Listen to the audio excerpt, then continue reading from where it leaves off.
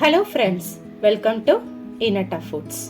இன்னைக்கு இனட்டா ஃபுட்ஸில் நம்ம பார்க்க போகிற ரெசிபி கல்யாண வீடுகளில் செய்யக்கூடிய சுவையான, அதே சமயம் ரொம்ப குயிக்காக, ரொம்ப சிம்பிளாக வீட்டில் இருக்க பொருட்கள் வச்சு நம்ம இன்னைக்கு செய்யக்கூடிய ஒரு ரெசிபி தான் சுரைக்காய் பருப்பு கூட்டு.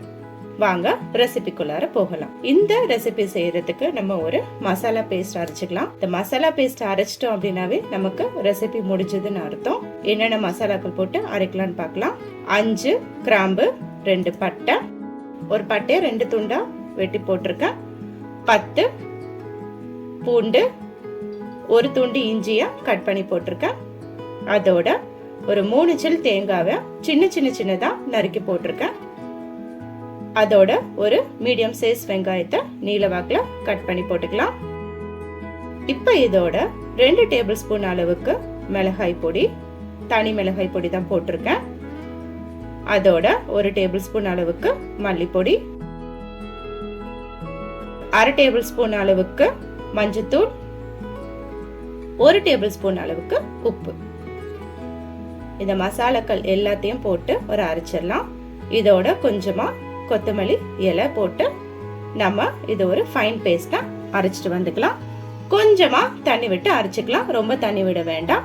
நான் உங்களுக்கு காட்டுறேன் பாருங்க. இந்த மாதிரி மசாலா பேஸ்ட் அளவுக்கு அரைச்சிட்டு வந்துக்கலாம். இப்போ ஒரு 100 கிராம் அளவுக்கு கடலை பருப்பை நான் ஒரு மணி நேரம் ஊற வச்சு இதுல போட்டிருக்கேன். நம்ம இந்த ரெசிபி செய்யறதுக்கு 1 ஹவருக்கு முன்னாடியே நம்ம பருப்பு ஊற வச்சா போதும். இதோட ஒரு 1/4 கிலோ அளவுக்கு சுரைக்காய் விட்டுருக்கேன்.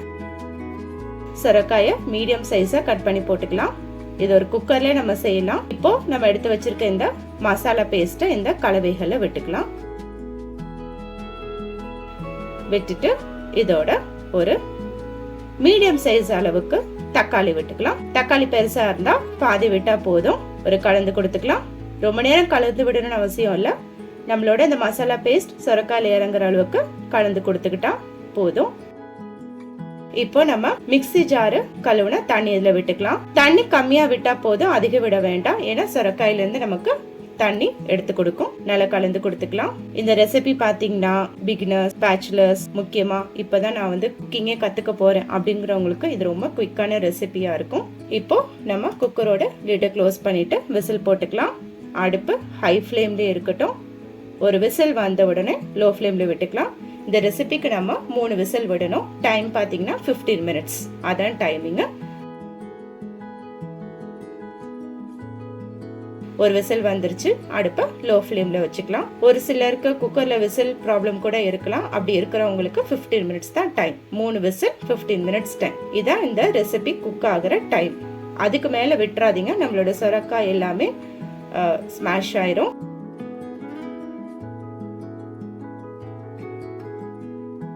இப்போ ஸ்டீம் எல்லாம் அடங்கட்டும்.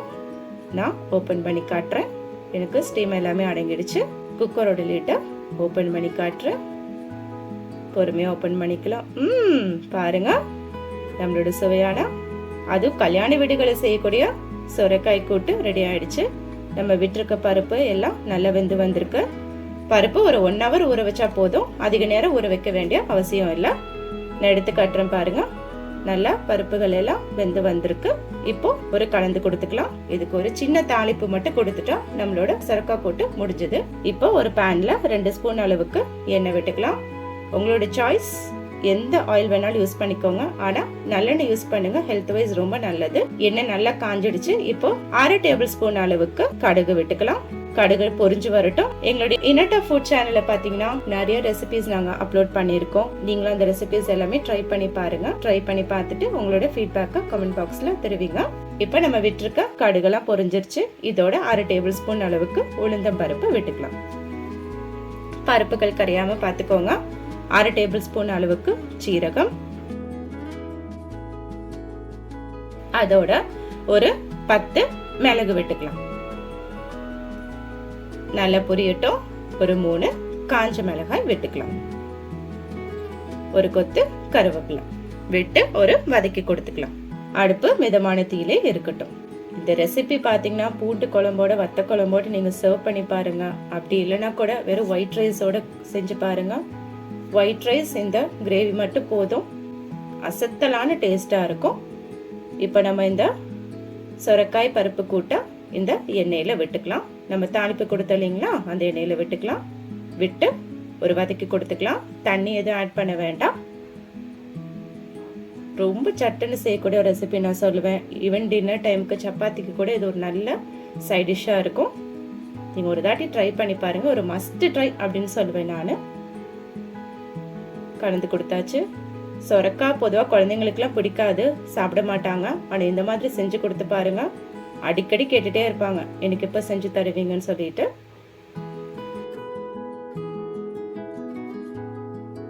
கொஞ்சமா கருவேப்பிலை விட்டுக்கலாம். முக்கியமாக வெயிட் லாஸ் பண்ணணும்னு நினைக்கிறவங்களுக்கு ஹெல்த்தியாகவும் அதே சமயம் ரொம்ப குயிக்காகவும் செஞ்சு சாப்பிடக்கூடிய ஒரு ரெசிபின்னு சொல்லலாம். ஏன்னா இதில் நம்ம பருப்புகள் ஆட் பண்ணியிருக்கோம், அதில் அதிகமான புரோட்டீன் சத்து இருக்கு.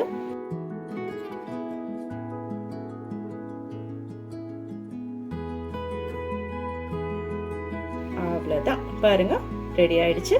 ஒரு கொதி வந்துருச்சு பார்த்தீங்களா, தெரியுதுங்களா? நம்மளோட பருப்பு சொரக்காய் எல்லாமே ரெடி ஆயிடுச்சு பார்த்தீங்களா? இதை ஒரு பவுலுக்கு ட்ரான்ஸ்ஃபர் பண்ணிக்கலாம். நான் இன்னைக்கு இதை ஒரு சூப்பரான வத்த குழம்போட இந்த சொரக்காய் பருப்பு கூட்டை சர்வ் பண்ணலான் இருக்கேன். நீங்களும் உங்கள் வீட்டில் ட்ரை பண்ணி பாருங்க. ட்ரை பண்ணி பார்த்துட்டு உங்களோட கருத்துக்களை கமெண்ட் பாக்ஸில் தெரிவிங்க. உங்களுக்கு இந்த ரெசிபி பிடிச்சிருந்ததுன்னா லைக் பண்ணுங்க, ஷேர் பண்ணுங்க, சப்ஸ்கிரைப் பண்ணுங்க. முடிஞ்ச அளவுக்கு எங்கள் ரெசிபிஸ் எல்லாத்தையும் உங்கள் ஃப்ரெண்ட்ஸ் சர்க்கிளில் ஷேர் பண்ணுங்க. மீண்டும் உங்களை அடுத்த ரெசிபியில் மீட் பண்ணும் வரை பாய், டேக் கேர்.